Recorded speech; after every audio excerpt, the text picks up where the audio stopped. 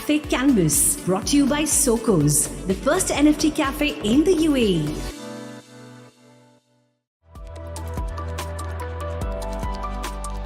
Take an example of a very famous company. Probably you have heard about Netflix because everybody hears about.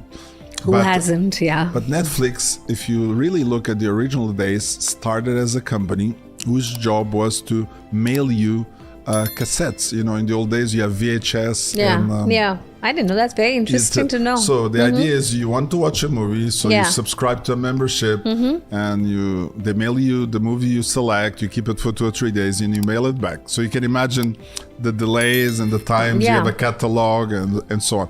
So obviously the technology evolved very fast. So these VHS and Betamax cassettes became DVDs. Obscure, So they became smaller, easier to ship and to transport, so you could send them. So it allowed the company to expand. Correct. But over time as well, the internet became faster. In the original days, internet was too slow and the bandwidth was not there, the latency was not good enough. Correct. So when the internet matured, it allowed the company to replace these DVDs now with the way to stream directly into your house. And today is not even just streaming. You can stream, record, watch later, pause. So it gives you a whole new... I'm sure a lot of my viewers wouldn't even know that Netflix started off as, a streaming line where they were actually emailing you movies, you said? Yes, correct. Wow, I'm sure a lot of my viewers probably didn't know. The company had to pivot at least 3, 4, 5 times to reach where they are today. Correct. And today it's not just a streaming service, it's actually a social network where people exchange ideas about what is hot about movies, what is not. Right. It is not just even about movies, about TV series. Today Netflix even produces their own movies. So they have evolved from something very basic to something that is trying to address what the market is really. Correct. So it's a very demanding industry. And today, of course, if you look at, for example, we come back to the topic of AI. Yes. Today, most movies actually use the same technology that is built into AI. So AI is actually helping. And when I say AI is a software, but also the GPUs or graphical processing units that are used in the AI are also used to produce movies. So when you watch most of the movies today, you will realize that maybe 50, sometimes up to 90 or even 100% in the case of a cartoon might actually be digitally produced. So that means the content, the 3D environment that you see is actually being artificially generated. So that means you need very powerful computers to actually generate content that is photorealistic and allows people to enjoy movies in a completely different way. AI, for example, is being used to colorize old black and white movies. So now you get to re-enjoy a remake of these old... Yes, I watched a lot of those classics on YouTube, Correct. Like Gone with the Wind. And... So AI allows you to have movies with characters that have passed away. Yeah. So what you do is you create a movie in which you have a character, and that character was entrained with how this individual spoke, how he behaved in the movies. So you can actually create a movie that was never produced before, but with the essentials of that character. It allows you to preserve historical information, but at the same time create new based on the same behavior and the same pact. That's wonderful. I mean, as AI continues to advance, what potential applications do you see it will do within the blockchain ecosystem, particularly in enhancing security, Well, AI plays a very important role. Many people seem to be a little bit afraid about AI because it becomes too powerful. People are afraid, it's going to take jobs and many other things. For me, I look at AI in a completely different way.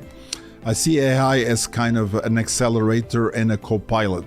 That really means depending what job you do, maybe it's a desk job, maybe it's a truck driving job, or it doesn't matter. So AI now becomes your co-pilot. It allows you to do your job better, more safe, more efficiently. So AI is being used to actually accelerate how business delivers its services in a completely different way. One of the things that is interesting about AI, one of the things we measure in startups, what is the adoption time of various technologies? As you know, for example, technologies like TV took 5-10 years to Yeah.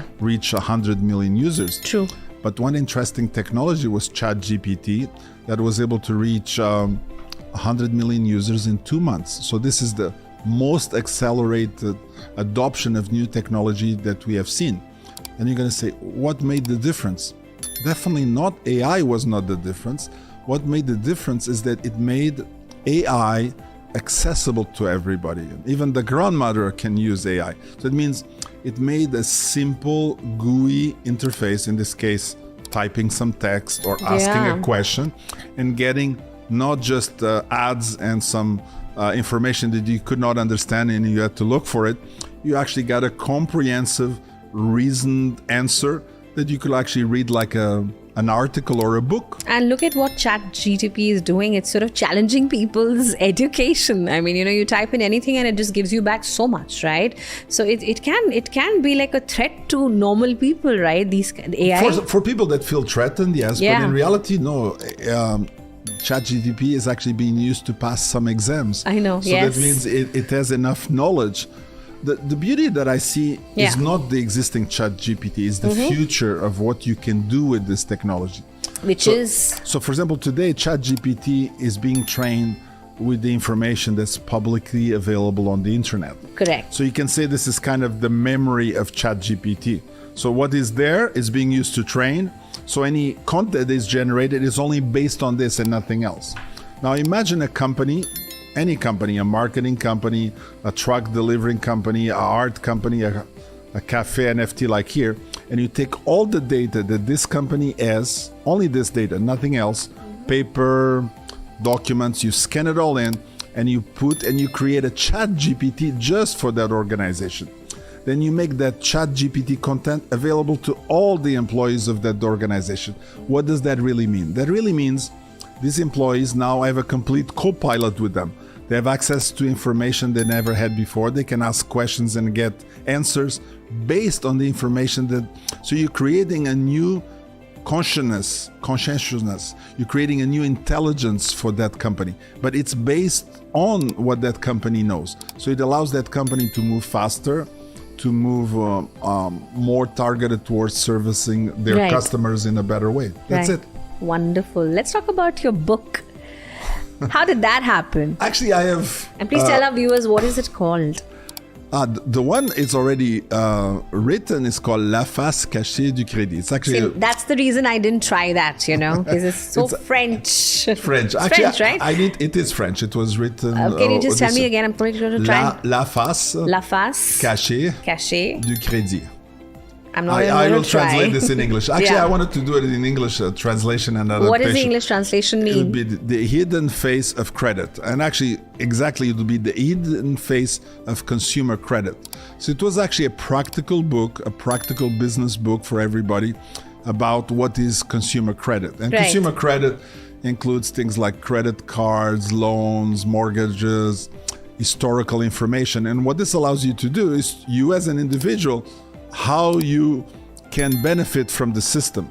Example, when you go apply for a car loan, do you get accepted? Do you get refused? Why did you get refused? So there is historical information about you. Maybe you did not pay one of the bills and that pops up. So the idea is that you're able to understand how the system works. That's what the book is about. Eventually I will translate it into English, but I have several other books in the process.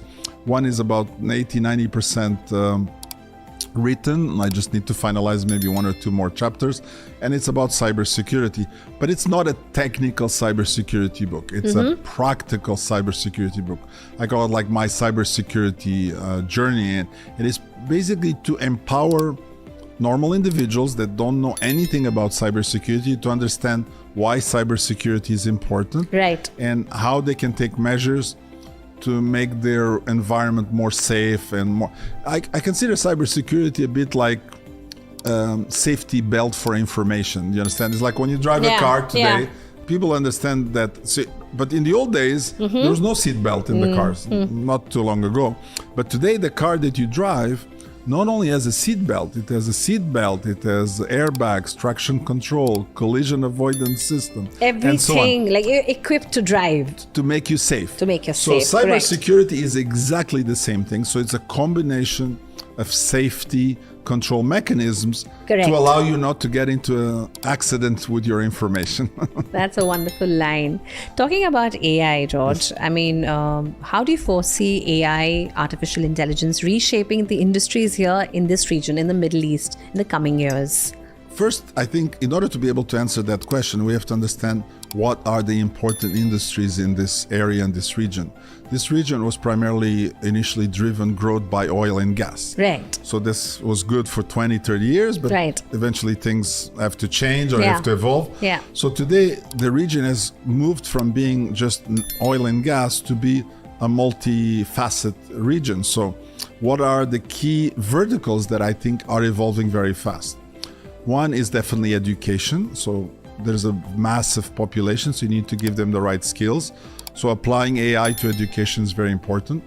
Medical care is very important. So hospitals are, there's a quite of occupational things due, for example, to food, diabetes, and many Yeah. things that are very local. Correct. So the hospitals are coming into service and address those issues. Third thing is the banking sector is very important. So we have a generation that's going from the traditional banking system to banking using blockchain to fintech. So all this fintech will benefit substantially by AI. Another area that is very important in the region is smart cities. Right. So whether it's Dubai, Abu Dhabi, Masdar in Abu Dhabi, or even Neom in the northeast of Saudi Arabia and the Red Sea, these are new generation of cities based on intelligence, based on conscientiousness. So AI plays a very important role in the development of those cities because you have sensors, they generate data, then this data generated is being optimized to service the citizens that live there in a better way. But there's so many others. I mean, for example, in the region, manufacturing is very important because we went from just taking oil out of the ground and exporting it or gas into boats into creating byproducts associated with the oil. So there's hundreds of these products. So for example, if you look at a place like Saudi Arabia, there's several industrial cities where these products are being transformed into finished goods, including even something like as simple as solar panels or fiber optic cables. So there's a whole industry of manufacturing that has actually been developed. Other important areas, I would say transportation. Okay. Now, whether it was Emirates Airlines or the new high-speed trains that we have in the region or the metro without a driver, all these technologies share common elements associated in which AI plays a important role. Correct. One of the important elements of AI that helps both smart cities and manufacturing and safety of smart cities is what we call computer vision. So AI is being used to either optimize quality control in a manufacturing plant, or read license plates as people drive by, or even give NFT Cafe in the UAE.